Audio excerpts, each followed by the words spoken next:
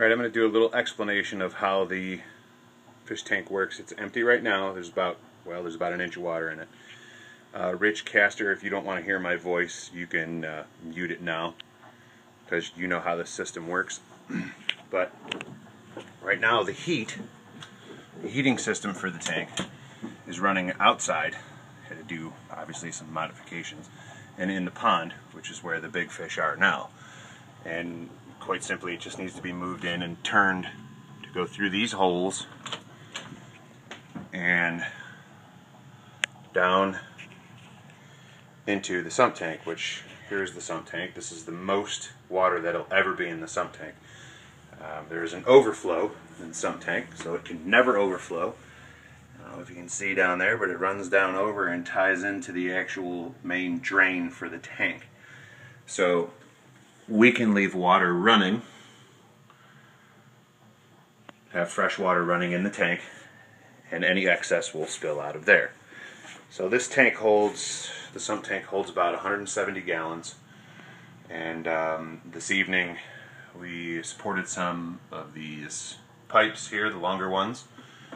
We figured out our glass tops. Nice to be in construction. You get all these pieces of glass and some plastic, and over there is the feeding hatch. So if you were to come around here to the front side of the tank, to the dubbed I Love Me wall with all my awards hanging on it, this one opens, and there's the feeding hatch. Open it up, drop the food in. The heating system works with a recirculating pump, which is in the service room, which is right here. Water's just stolen from a hotline. Comes down from this hotline, down this hotline right here, down into the tank, through a bunch of coils, radiant heat basically, and then back out.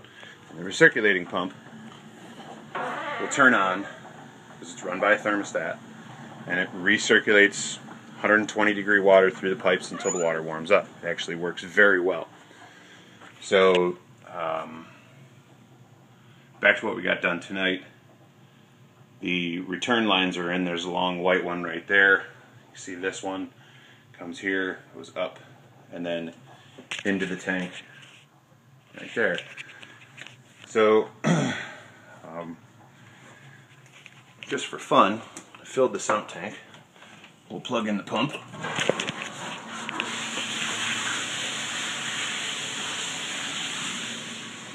can see where the water will be coming into the tank.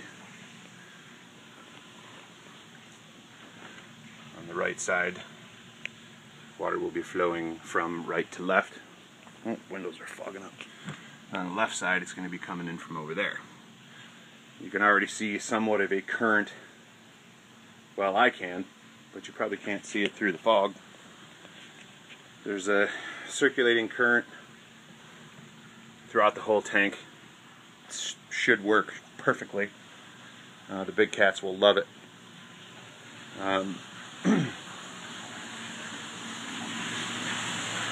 This is a massive 3,800 gallon per hour at 5 foot.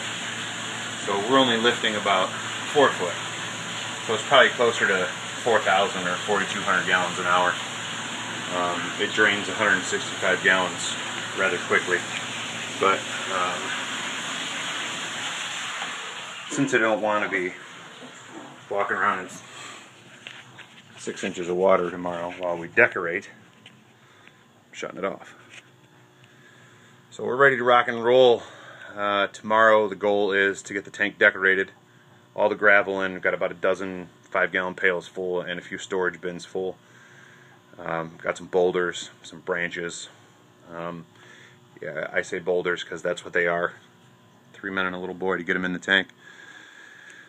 And then Friday night I'll install the window, which has been out this entire time. Got a glass block window that's going to be going there. So I'll install the glass block window. There's an exhaust fan that hooks onto it, and I'll finish painting the walls. tomorrow night. And then we've got to move the heating system, move all the biological media into the filter, and move the fish in and fill the tank Saturday. That's the goal. So there it is. 1,200 gallons, 14 foot across the front, 6 foot front to back for the first 8 foot, and 3 foot front to back, well 39 inches front to back for the last 6 feet. So there it is. Thanks for looking.